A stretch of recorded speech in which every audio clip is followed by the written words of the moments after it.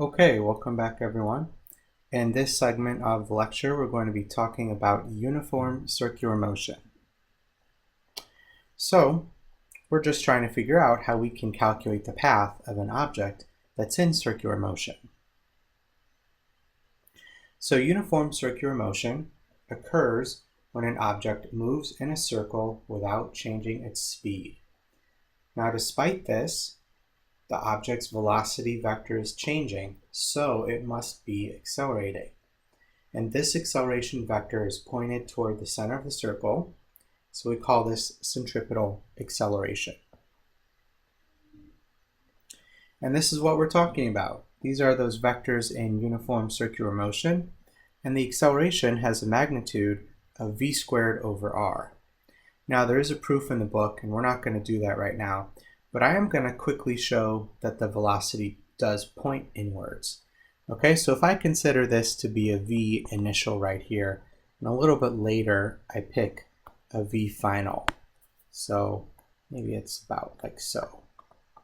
Remember that acceleration is a change in velocity over change in time, which is v final minus v initial over delta t. Now let's not worry about the delta t because that's a scalar. It's not going to affect the direction. But if I take my vf, which goes kind of like that, and if I take vi and add the opposite, because that's subtracting, right? So if I do vf plus negative vi, well, I take vi and instead of going this way with it, I go back this ways, and the net result, doesn't have to be right triangle, is that the change in velocity is going to be pointing kind of like that. And my diagram isn't perfect. Probably this one needs to be a little bit longer, so it's more like that.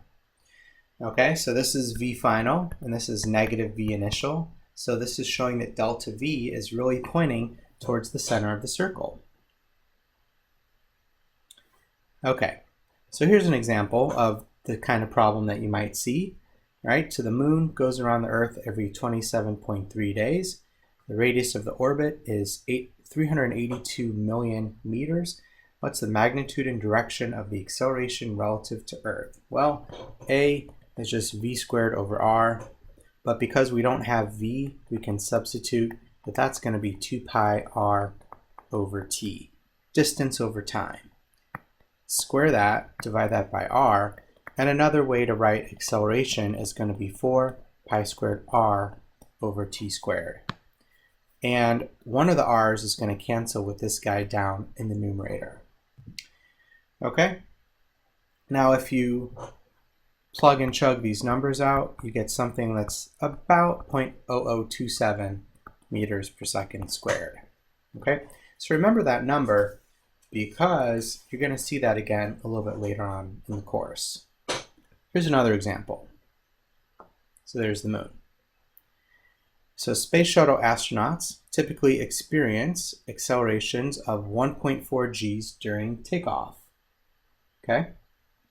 So that's the acceleration. What is the rotation rate in revolutions per second? That's RPS. Okay, revs per second, required to give an astronaut a centripetal acceleration equal to this in a simulator that has a 10-meter radius. Okay? Well, one thing to point out is that one revolution is 2 pi r. Okay? And so we can write that the acceleration, which has to be 1.4 g, or 13.7 meters per second squared, has to be equal to what we found in the last slide, 4 pi squared r over t squared.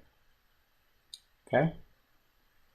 You could also alternatively write this as v squared over r is equal to a, and you could calculate that the v is actually 11.7 meters per second, and then we just want to do a unit conversion here, where we recognize that one revolution is going to be 2 pi r,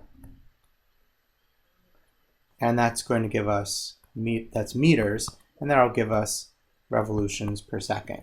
And it's about 0.186.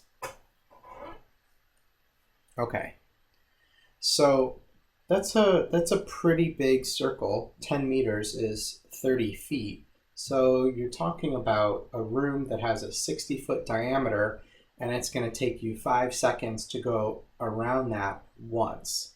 So if it's 0.186 revolutions per second, it's about 5 seconds per revolution. See, I can just flip it. Okay, so now let's talk for a moment about tangential acceleration. So sometimes the speed isn't constant, so it's not uniform circular motion. And you get an acceleration that's tangent to the path, and this is what we call the tangential acceleration. So centripetal acceleration causes the object to turn, but the tangential component will cause the radius or the speed to change. Okay, so here's a picture. We have a tangential component, and we have a radial component, and then A is going to be the total of the two of those. So it's a vector sum. And if tangential exists, then you're not going to have a stable orbit. It's going to fly off. Okay, so here's an example. All right, we have this figure rotating at a constant radius. And we want to find the radial and tangential acceleration components if the angle is 30 degrees and A has a magnitude of 15 meters per second. Okay, so basically we're given A and we want to find AT and AR. So we can just draw that AT is going to go this way and AR is going to go that way, or AC rather. Okay, so that means that AC is going to be equal to A cosine theta and AT is going to be equal to A sine theta. Okay, so I can tell you right away that's going to be 7.5 meters per second squared because the sine of 30 is a half. And then we'll just quickly pop this into our calculator.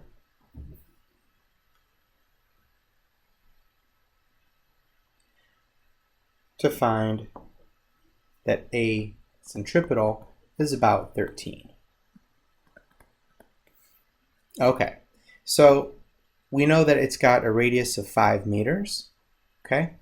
And if we want to find the speed of the particle, well, the speed comes from v squared over r is equal to AC. So this means that the speed is the square root of r AC. So 13 times 5, take the square root of that, and that's just over 8. And how is the particle behaving? Well, it's pretty much going to just spiral out of control because it has a tangential acceleration that is going to carry it off. Okay. Here's another example. Suppose you attach a ball to a 60 centimeter long string, so that's the radius, and swing it in a vertical circle. The speed of the ball is 4.3 at the highest point and 6.5 at the lowest. Find the acceleration of the ball at the highest and lowest points. Okay, well, the acceleration is going to come from two things. It's going to come from AT and also AC, right? Now, AC is going to depend on the current value of the speed. Okay, so at the lowest point, we have a speed of 6.5 meters per second, so VL for the low point. At the high point, we have a speed of 4.3 meters per second. And what we could do is we could draw in here that we have AC and AC. And if it's going around this way, then, well, let's think about this. Going from 6.5 to 4.3, it has slowed down, so it has an AT going backwards. And going from 4.3 to 6.5, it's speeding up, so it has an AT that's going forwards. Of course, this depends on which way you look at things. Okay, so the acceleration would just be the square root of AT squared plus AC squared, and we could do that for both parts. And just to save a little bit of time, we're not going to do that right this second. We're going to move on and do one more example problem. Okay, so now we have a car which is rounding a curve on the interstate, and that's a bad curve. Let's try a better one. There we go. And it's slowing from a V initial of 30 meters per second to a V final of 22 meters per second in a time of 7 seconds. We also have a radius of this thing of 30 meters. So what is the acceleration of the car? Okay, so if the car is at this point and it's rounding the curve this way, well, it's going to have a radial acceleration that's going to point inwards, so AC, but if this is its velocity, it's going to have an AT that points backwards because it's slowing down. So AC, is pretty straightforward to get. It's going to be V squared over R, okay? And we're going to take the initial value of this just to make it easy. Okay, so 30 squared over 30, just give us 30 meters per second squared. And we can find AT by taking that change in velocity divided by time. So 22 minus 30 over 7 is going to be 1.14. Okay, so then again, A is the square root of AT squared plus AC squared, and that's going to give us about 30 meters per second squared, maybe 30.1, and the angle is going to be designated here by the inverse tangent of AT over AC, which comes out to be about 2.2 degrees. And that's measured from the radius kind of going backwards. Okay? All right, so next time we're going to wrap up our discussion of projectiles and 2D and 3D motion by looking at relative motion.